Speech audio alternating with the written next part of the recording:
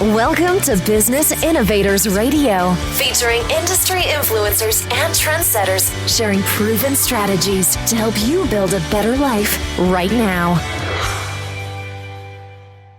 Hello, listeners. Welcome to Business Innovators Radio. This is your host, Constant Taylor.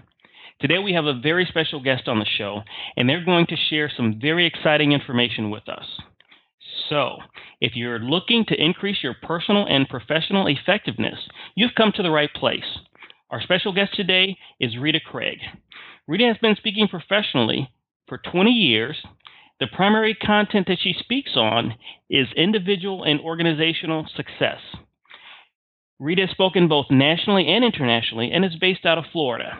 She has 3 books called Welcome to the Workforce, I Showed You So, Foresight, Finding Your Footing in a Fast-Forward World. Rita, that's quite a bio. Welcome to the show. Thank you. It's a pleasure to be here. Thank you for coming. Now, I'd like to kick off the show by asking you if you could tell the listeners about your business and how you help professionals and organizations. Sure. For 42 years now, I've been working in the field of organizational effectiveness. First 23 working in corporate America. And 20 years ago, I branched out on my own. And so today, top-tier leadership predominantly provides services in several areas, all related to individual and organizational success. They include everything from conducting strategic planning sessions with top leadership, executive coaching, talent management, and of course, delivering training and keynote speeches. Okay, excellent. And how did you get started with your own business? What motivated you to do that, and what was your journey to where you are now? Well, that was a tough decision, I have to be honest. I had the great privilege of working for a company I had a lot of passion for. I worked there 23 years. It was one of the largest electric-owned utilities in the country and one that was recognized for best management practices. And I struggled with the fact that I was really topped out as a director. I worked for the executive vice president, and he reported the CEO. There were 15,000 people in the company at the time, and I looked around, and quite frankly, there wasn't any other rung in the ladder for me to achieve. And like many baby boomers, every 3 years, I felt the need to take on more responsibilities. So after thinking about it for about 3 years, and reading a lot of books about starting your own business, about what it would take, how to make an effective transition, I finally took a risk and I resigned from my job, shocked everyone, particularly my parents, who my father thought literally I had blown a gasket because he had worked for his employer over 50 years.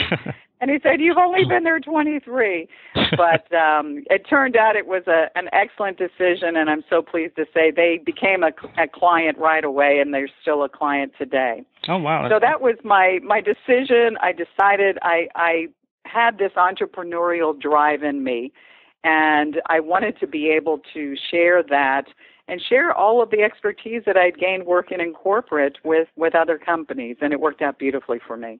Well, that is really exciting and admirable. It's really hard to take that leap of faith, and not many people can do that. So, good job on you. Thank you. Now let's talk a little bit about Welcome to the Workforce. What is contained in there, and how does that help our listeners? How could that help our listeners? Well, over the years, I've had so many people ask me for advice on how to get a job for either them as adults or their children. Because although they may impart some of those lessons that we all like to share with our kids about being honest and ethical and mastering what you do best, they don't always listen to those messages when they come from mom and dad. So I put together a small workbook called Welcome to the Workforce.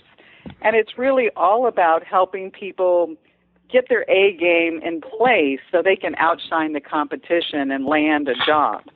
And I think we know today it is so competitive. There's so much talent out there looking that you really need to set yourself into a class of one. because of that competition. And so that's what this book is all about. Okay, excellent. And I showed you so. I showed you so. Well, I've been so blessed. I love that title, by the way. Thank you. I am a very, very lucky person in that I grew up in a household of 14 people. Wow. My two parents, a grandmother, and 11 kids. And, of course, they told my parents not to have any children because of the blood type, and thank God they did not listen to that advice. Really? And I now have 10 wonderful siblings, and my parents always modeled all of the appropriate behaviors you would want out of someone. And my siblings and I regularly discuss how none of us can remember our parents ever fighting growing up. And with 11 kids, they surely should have, wow, right? Yeah, really. But they were the type of parents and are the type of parents who always felt that taking care of each other and showing respect and love was the most important thing. And they would regularly tell us things like, it's nice to be important, but it's more important to be nice. And family was everything, and never chase money, always chase what your passion is so that you really go to work and love what you do. So my father unfortunately passed away 5 years ago, and I was sitting there with my mother, as I do on a regular basis, and I kept quizzing her about some of her life lessons and how she came to be who she is, because she is so remarkable. And so I wrote a little book about the lessons that she really imparted to me and to all my siblings, and I think just about anybody and everybody who's met her, because she's one of those people who's such a standout in that way. And it's everything from, do what makes you happy, to embrace diversity, to, be open and honest with communication, and have faith, and the lessons that really can help a person be successful in life. And so I put together this list of down-to-earth, no-nonsense kind of practical advice that we were always provided, and published it in a book, and regularly asked to talk about it. Wow, that is incredible and fascinating on many levels. The one that comes to mind primarily is that in my entire life, you're probably the first representative of the Brady Bunch family, a real life representative that I've ever met. People say, hey, that's just a fantasy, or leave it to Beaver, but sounds like you guys were actually living that. Or I guess 14 is enough, or 10 is enough. It's really true. I mean, and everybody hung out at our house, and I think it's because there was always so much love and action and respect for people who came over that everybody wanted to hang out there. So I feel so blessed to have those lessons. And oddly enough, I married an only child and have an only child. And fortunate for me, my father-in-law lived with us for 21 years. Wow. And it was such a gift to our son. But I think that program that I had about always taking care of your parents and grandparents is something I learned. And so when my mother-in-law passed away, it was a very natural thing to say, hey, just live with us. And there was no greater gift, I tell you, to give our son than having someone like that around him, his grandpa, who just taught him so many great lessons and shared stories about World War II and all about what it meant to be successful in life. So it was a great gift for him. Wow. That is awesome. I am truly inspired. Now, the last book that I'd like for you to give us some insight on is Foresight. Can you give insight on Foresight? Yes, I will. Again, right now, with so many baby boomers leaving corporate America, it really is leaving a brain drain. And a lot of the baby boomers are reflecting on their careers. I have a lot of conversations with them and speak to a lot of corporate clients. And so many of them are saying, gosh, if I only knew then what I know now.